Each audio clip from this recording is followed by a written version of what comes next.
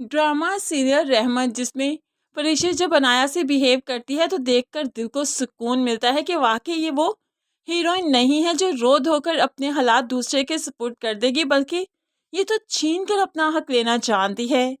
ऐसे में अनाया बेचारी की तो बोलती हर बार ही बंद हो जाती है। आज भी पार्टी में अनाया ने काफी रौब जमाने की कोशिश की अपने स्टेटस की, लेकिन परिशे उसकी बातों का बुरा नहीं मनाती, उसकी बातों में नहीं आती, बल्कि दो टोक जवाब देते हुए उसको चुप करवा देती है। अनाया जो परिशे से कहने लगी, हाँ तुम कंफ्यूज तो हो रही होगी, जाहिर सी बात है, बड़े लोगों की पार्टीज तुमने कभी अटेंड नहीं की, फर्स्ट टाइम है ना आज तुम्हारा। तो ऐसे में परिशे कहने लगी, बड़े आदमी, मुझे तो लगता है इंसान किरदार से बड़ा बनता है। तो अनाया कहने लगी, क्या मतलब है तुम्हारा। तो परिशे मुस्कुराते हुए बोली, ये तुम्हें समझ नहीं आएगा, बड़े लोगों की बातें हैं ना, बड़े लोग ही समझ सकते हैं। तो बस ये कहते हुए लहराते हुए वो बारी के पास आ गई और अनाया अनाया पैर पटाते हुए यहाँ से चली गई। बारी से कहा भी मुझे ड्रॉप कर दो, लेकिन बारी अयान की वजह से काफ़ी डिस्टर्ब था, इसलिए वो अनाया को ड्रॉप ना करने का कहता है और कहने लगा कि मैं ड्राइवर मंगवा देता हूँ, उसके साथ चली जाओ। लेकिन अनाया जो परिशे के सामने अपनी इंसल्ट फील कर रही है, वो भला ड्राइवर के साथ क्यों जाएगी। खैर बारी के जवाब से परिशे काफ़ी खुश हो गई और अनाया परिशे को देखकर गुस्से में आ गई, घर आकर शिकायत की कि बारी बहुत रूड बिहेव करता है, परिशे के सामने इतना बुरा जवाब देता है कि इंसल्ट हो जाती है। अब ऐसे में मिनाल की है नहीं, मिनाल की क्लास तो लगनी ही लगनी है कि बारी भला परिशे के सामने या वैसे भी अनाया से रूड बिहेव क्यों करता है। तो मिनाल कहने लगी, अब मुझे क्या मालूम, मैं क्या जानूँ ये सब कुछ। लेकिन सब मिनाल पर ही धावा बोलते हैं, यहाँ तक कि रहील भी मिनाल को ही डांटता है।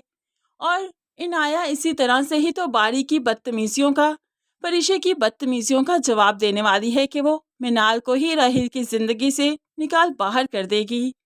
खैर फिलहाल तो वो अयान के साथ मिलकर काफ़ी प्लान करने वाली है परिशे और बारी को बर्बाद करने के। बारी जो घर आया तो काफ़ी खामोश था।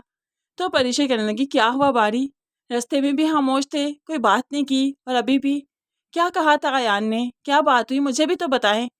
बारी कुछ भी बताना नहीं चाहता, परिशे को डिस्टर्ब करना नहीं चाहता, इसलिए कहने लगा कि मेरी तबीयत ठीक नहीं, बस इस वक्त कुछ भी कहने का, कुछ भी बात करने का दिल नहीं चाह रहा। परिशे परेशान हो गई और जल्दी से फर्स्ट एड बॉक्स से मेडिसिन निकाल कर बारी को दी, ये लीजिए, बेहतर फील करेंगे।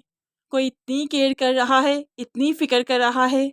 बारी के चेहरे पर तो मुस्कुराहट आनी ही थी, अपनी किस्मत पर उसने रश्क करना ही था। दूसरी तरफ अगले ही रोज़ अब परिशे अलीज़े से मिलने चाहती है, क्योंकि काफ़ी दिन हो गए, ना फ़ोन पर बात हुई, ना वो मिलने आई, ना वो माँ के घर आई, ना परिशे से कोई मुलाकात हुई। ऐसे में परिशे देखना चाहती है कि अलीज़े ठीक तो है, वो अपने घर में सेट तो है, इसीलिए तो अब वो अलीज़े के घर चली जाती है। क्या हुआ अलीज़े, तुमने कभी कॉन्टैक्ट नहीं किया, तुम जानती भी हो घर में कितना कुछ बदल गया। तो अलीज़े को परिशे बताने लगी कि रुमैसा रुमैसा यहाँ पर आ चुकी है, अम्मी के साथ रहती है, अब्बू यहाँ पर रहते हैं, लेकिन तुमने तो कभी मालूम करने की कोशिश नहीं की। ऐसे में अलीज़े बताने लगी, मैं बहुत परेशान थी, मेरा इलाज चल रहा था, तुम्हारी शादी से पहले, दादी की मौत से पहले की बात है। मैंने किसी को बताया नहीं कि सबको उम्मीद लग जाएगी, और देखो ना, मेरी उम्मीद ही टूट गई, ज़ुहैब के सपने टूट गए। मुझे लगता है कि ज़ुहैब बहुत अच्छा जीवन साथी डिज़र्व करता है, मैं शायद उस पर बोझ बन गई, तभी तो अब किसी और डॉक्टर का भी बता रहे थे, वो चाहते हैं कि मैं अपने कदमों पर चलने लगूं, लेकिन मुझे लगता है कि वो मुझसे बेजार होने लगे हैं, मेरे साथ उकताने लगे हैं। तो परिशे समझाने लगी, मुझे नहीं लगता कि ऐसा कुछ है, अगर ऐसा कुछ होता तो तुम्हारा इलाज क्यों करवाते, और तुमने ये बात हमें क्यों नहीं बताई थी। मुझे तो अच्छा लगा कि ज़ुहैब तुम्हारी इतनी फिक्र करता है। खैर कोई और डॉक्टर कहता है तो एक बार फिर से ट्रीटमेंट करवाने में क्या हर्ज है, होप सो वहाँ पर अच्छा इलाज हो जाए।